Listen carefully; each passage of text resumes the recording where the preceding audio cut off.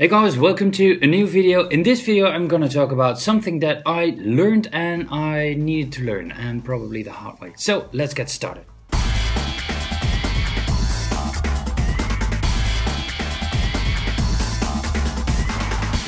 Consider subscribing if you already haven't and hit the bell button to get notified when I upload a new video. In one of my previous videos, you saw me going to two retro expos, one in Belgium and one in the Netherlands, and you saw me go totally overboard with the purchases I did. I spent way too much money in there. And in hindsight, that was too hasty and unresponsible, and I learned from that experience. When I got at that expo, and I collected for years, but I wasn't as focused as I am right now, and so I picked up somewhat here, somewhat there, and on the internet. But recently I went going to expos, and then it went in a really fast pace, and I went to those two expos with a mindset that I saved some money up for that. I sold a lot of items that I had some extra money from. I set a spending limit, and that spending limit, I went totally over that spending limit. I had a spending limit for the first expo and a spending limit for the second expo, and already in the first I exceeded the spending limit for the first and the second and my reserve money, and that's not healthy.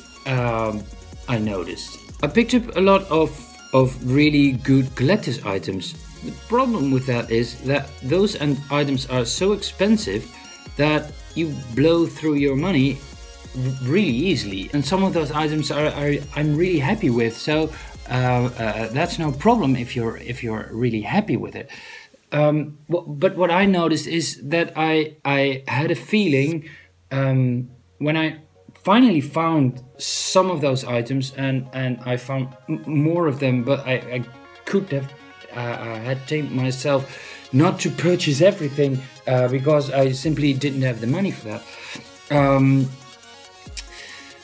And I was there, and I still know what I thought, and that was, I want to have it, I want to have it, I want to have it. I'm searching for it, and now I found it, and I need to have it, I need to have it, I need to have it. The problem is that first of all the money, but I noticed that I didn't listen to my real gut feeling, and the real gut feeling is important, and the feeling of I want to have it is a negative feeling. What I learned from that experience was that I'm now more focused, more careful with what I'm thinking, and recently, and with recently I mean yesterday, I went on two expeditions. The first one, I had Sparkster from no, not Sparkster, but I had Rocket Knight Adventures lying around. I had that double. That was a double in my collection.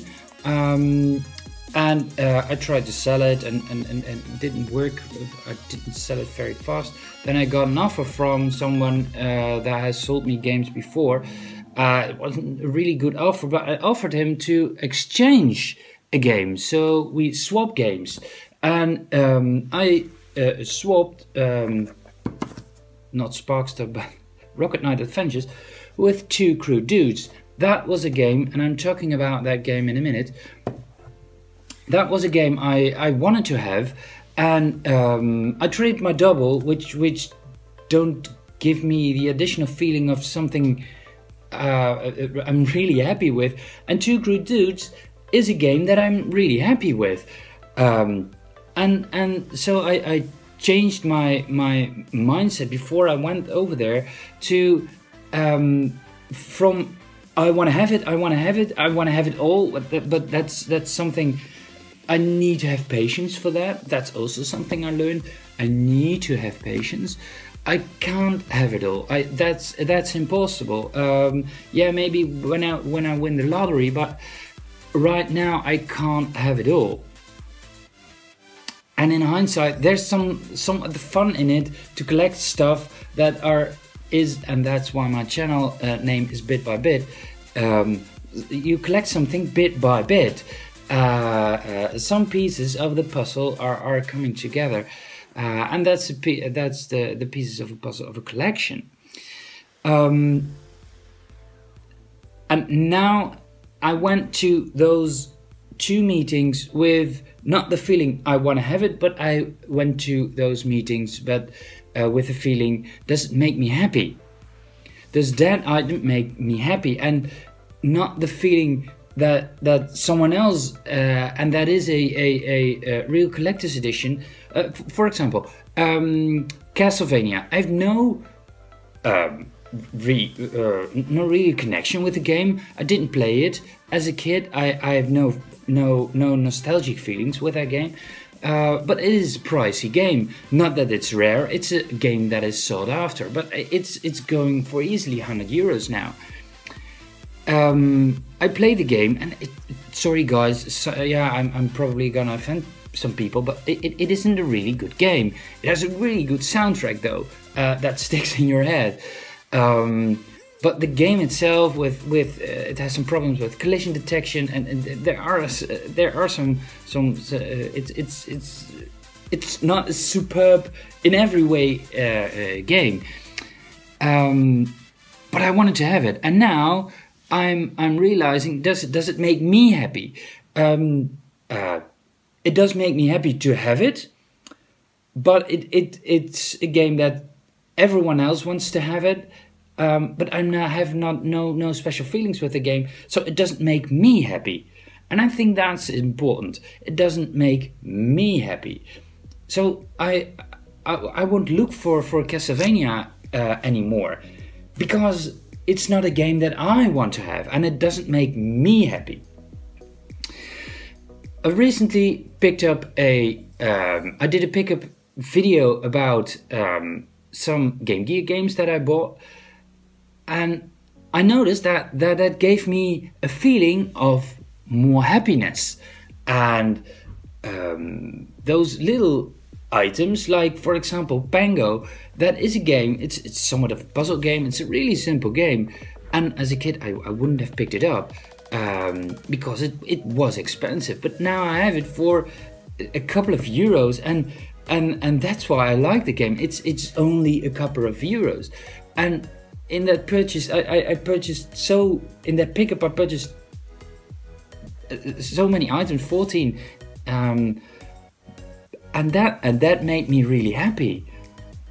And I'm thinking back to that pickup with really good and happy feelings. Now to my second meeting yesterday. Well, let's talk about the first. I exchanged 2 Crude Dudes. It had some other games that I wanted. For example, a General Chaos, that is a game that I'm looking for. A really good price, and the box, yeah, wasn't the classics, EA classics box art. And no, I'm not searching for that. And my intentional feeling was, oh, you have a General Chaos. Yeah, I want to have it. Then I saw the box, and yeah, okay, that was some of a bummer. The box was good, but it was the box art of the classics collection, so not the original box art.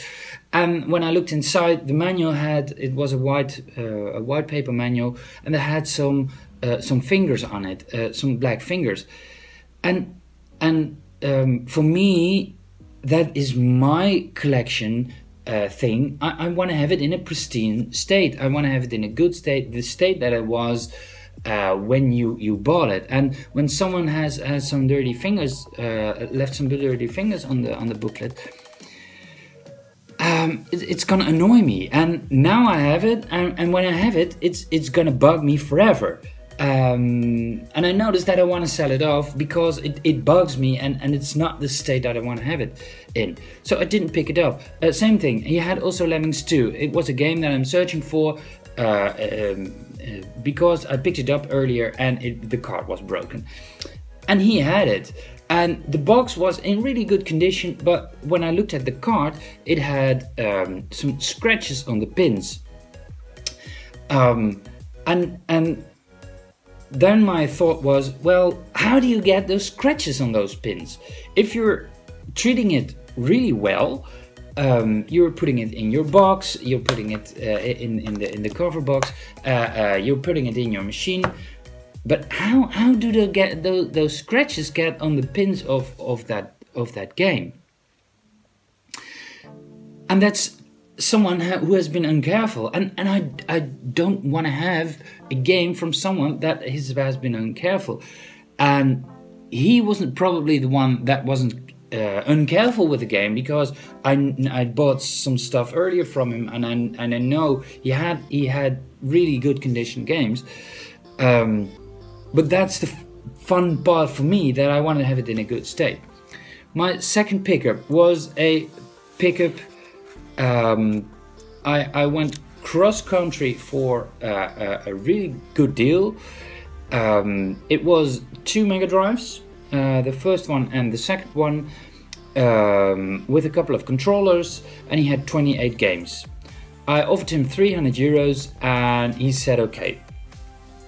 I went all the way to the north of the Netherlands, and when I got there, it was in such a bad state, and my first thought was, I want to have it, then I can display it on my shelves, and it is really good extension for my collection. For €300, 28 games. That means $10 a game, and then I have the Megadrives for a really low price. What really tipped me over for that deal was he had the Turtles, he had Thunder Force 2, and he had Sparkster. But when I got there, it was in such a bad state that I immediately thought, well, it doesn't make me happy. In the state that it's in, it doesn't make me happy. I can sell it off. That's my business side that I think, oh, then I can sell it off. But selling stuff is a really pain in the you know where. Because it can take a while, and maybe you can't sell it at all, or for a really low price. But that nags me. And €300 is a lot of money. Is a lot of money. And when I mean a bad state, some of the cartridges were, some of the games were missing the manuals, and what really tipped me over at that moment was I looked at the game Sparkster. The box was okay. Then I looked inside, and I have Sparkster, but I have it without a manual. And when I looked inside, there was a half of a manual. It was missing the cover of the manual, the front cover, so there was no cover art on the manual. Yeah, and that game was one of the reasons that I wanted to have it to make it complete, and that wasn't the case. So it didn't fit in my vision, and I went home without picking it up. And it cost me a lot of money in gas. We in Holland have probably the highest gas prices on earth. But I'm so happy that I didn't pick it up, because I know when I'm looking back at it, it wouldn't have made me happy. So what I have decided is to go slower with my pickups and the things that I pick up. There has to be first money come in before I can spend it. And I didn't sell much items lately, so that slows my pickups also down. And I think it's somewhat healthy. It had to stabilize, and I had to look for my boundaries. Where are my boundaries? and so I think after all it was a somewhat of a learning and a good learning experience. So probably not as many pickups as I did before, but I decided to shift some more towards the Game Gear collecting, because that collecting of that system is really fun. The games aren't that priced that high, and you can pick it up for a reasonable price. And if something doesn't work, then it's no problem. Yeah, that Game Gear pickup was so much fun. Yeah, and really because it made me happy. That was my rant about what I learned. Maybe it is very useful for you too. I'm curious what you have learned when collecting. Share it in the comments below, you might help some people. Now let's talk about my pickup, 2 Crude Dudes. It's a mainstream game, it's not rare. Let's say it's not rare. But yeah, and it's not a superb game, but it's really funny, and it's yeah, it's giving you a strange satisfaction to be a big dude who is kicking the crap out of people. I noticed there is something wrong with the collision detection again. I don't know what it is, but it's bugging me lately enormously. That you sometimes get hit by enemies, but you kicked or punched the enemy, and you're get a hit, and I don't know why. But yeah, it's fun. I noticed the music is bad. Oh yeah, I played it on the emulator to make some footage for this video, and it was. I had to turn the volume of the speakers down because the music was so bad. It's not that it's.